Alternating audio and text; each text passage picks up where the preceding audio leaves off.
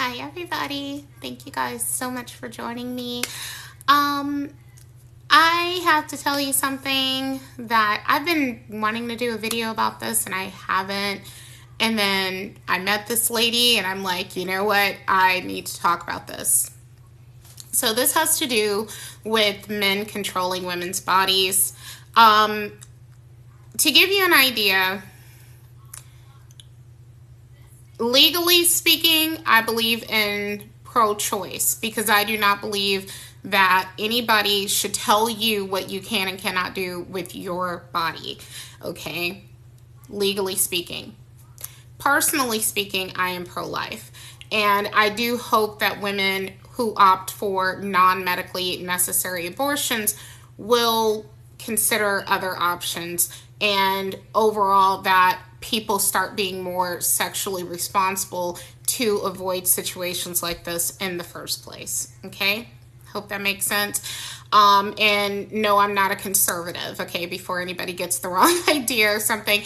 I am a black person though, and this was a common belief when I grew up, that quote unquote abortion is wrong and or is a last resort. And then somewhere along the way, the political landscape changed a wee bit in the black community. And now, you know, a lot of black women are arguing that being anti-abortion means that you're being anti-black, when it's like, okay, I don't know what to tell you. I mean, but that's not what this is about though. Right now we're talking about men, okay, dictating what we can and cannot do with our bodies. And once again, I believe that it should always be our choice, because they don't have to do the delivering for us. They do not have to.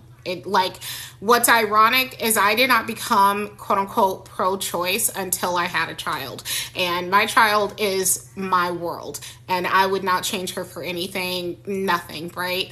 But I nearly died. I mean, I'm sounding kind of dramatic. I didn't, as I've said before, I didn't realize how severe my preeclampsia was, but the numbers were off the chart. Does that make any sense? Physically, I didn't feel it. It's like I've heard of people being shot and they don't feel it. Or maybe you had a bad fall or something and you don't feel it, okay? But your body tells the story. And in my case, my blood pressure went, like, the top number was at a bare minimum about 190, but with the, that was when taken manually. With the electric cuff, it was reading as 220. So I could have, I think it's called HELP, the condition, but it has something to do with eclampsia. I have preeclampsia, but it could have become eclampsia, and eclampsia, you do not want that, okay? I could have even had postpartum eclampsia or whatever. Luckily, I did not, okay? Thank God, okay?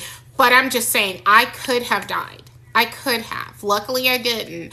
And again, I mean, if nobody had told me, I wouldn't have known how bad it was, but those numbers were off the chart. They gave me a blood pressure pill while I was in the hospital. And I know, like, some people have been through worse. I was on magnesium sulfate. They took good care of me, all that jazz. I'm blessed. I just want to make that clear. But not everybody is going to have my birth story. And black women have the highest mortality rate in this country of new mothers, you know, that are related to our birth, new mothers in our birth, statistically speaking. So anyway, dying through childbirth, all that, okay, and immediately post childbirth and stuff, whatever, you know, highest, what do you call that? Anyway, whatever, okay, you guys know what I'm saying, okay, let's move on. I don't want to, like, obsess over those details except to say this, okay? So I am, as I've mentioned, my daughter has this recreational class I was attending. If this woman and I become really good friends, y'all, this video will disappear. I'm just letting you know right now, because I do not want to risk her seeing this and offending her. I really don't. But as of right now, she's a stranger to me, so I feel comfortable telling her story. So I got to the class a little bit late, and she has a seat next to her. I say, hey, can I sit here? And she said, yeah. So I sit next to her. There's a woman in front of us, like we're in a row of seats, and there's a woman in front of us who has a baby on her.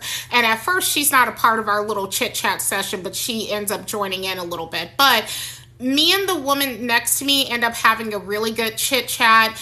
It was great. I really like her. Like, she has a great energy, was very talkative, lovely. She was another black woman. She looked like she was a smidgen older than me, at least a smidgen, you know. She like, but I could have age blindness. Like, I may look my age, and I know, like, there are people who will say, girl, you don't look your age, thank you. Right now I'm wearing a filter, so that's not the best judge. I do have videos of me without a filter on here, but, you know, whatever. I don't know. But I'm just saying, I do think some of us are a little bit delusional about how young we look or how young we are when we're not kids anymore, okay? None of us are kids anymore. But she looked like she was a few years older than me. Now, why this is relevant is because she had 2 children who were 2 and 4. Again, if me and her become good friends, this video is going, okay? I'm sorry, I'm sweating because of the light. But yeah, so we didn't even know each other's names yet. We're just chit-chatting. And, she was like looking at the baby in front of us it was an infant being held by, her mother. I thought it was a little boy. I think it was a little girl. And she's like saying, oh, don't you have baby fever? Da, da, da. You know, we're like laughing about it. And the mother in front of us is like nodding her head or shaking her head like, you know, it's a trap kind of thing, whatever. So we're like all joking about it. And she says, oh, I can't have any more. Anyway, I got my tubes removed. The woman next to me said that. And I was like, inside, I felt sad when she told me that, because I'm going to be honest with you. I don't like, and this is just a personal thing. No, I'm not trying to tell you what to do with your body or anything. I'm telling you my feelings. I don't like when people make a permanent decision to sterilize themselves. You know what I mean? Because you never know if you're going to change your mind or whatever. It's definitely something I would never opt to do unless I literally had no choice or something like that, you know, whatever. And hopefully I'm never in that position. But yeah, so she said that she got her tubes removed, her fallopian tubes, so she can't have any more children, you know. And I was like, I kind of like joked with her. I was like, oh yeah, you must have known that, you know, you would get baby fever again. And she said, actually, it was my husband. He's the one who made me do it. Her husband forced her to sterilize herself because he didn't want any more children. He could have had a vasectomy. And he forced her so that he could keep on shooting up the club. He forced her to get her tubes removed.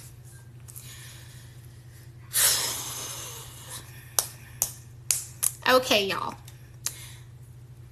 When these assholes say, your body, my choice, this is the shit they mean, because no, they don't mean this probably, but indirectly it applies, because it is so ridiculous how many men encourage women to have abortions because they want to bang you raw. I'm sorry to be vulgar, but they do. They want to bang you raw. They don't want to pull out, but they don't want another kid. That's fucked up. That's fucked up. And I feel like that gets left out of the conversation when we talk about women's health and our reproductive rights, is how much they're influenced by men in our lives who damn near blackmail us, and in some cases do blackmail us into abortions or getting fixed. I feel bad even mentioning this, but someone I know, that happened with her, that her boyfriend encouraged her to get fixed because he did not want to run the... I got cut off, but yeah, I'm about to leave, but because he did not want to run the risk of impregnating her, he encouraged her to get fixed too, so she got tubal ligation. Tell me if you're a woman and you've heard of men encouraging women to have abortions, men encouraging women into sterilization or whatever. Please talk about it, because I know I have. And it's fucked up. And I just wanted to share that woman's story. Again, if she and I become real friends because I really like her, then I will delete this video because I don't want to run the risk of her seeing it and being like, I can't believe you said that about me and my husband. Sorry, sis. Like, she didn't even know my name and she was telling me all this personal info. So that's it. Thank you for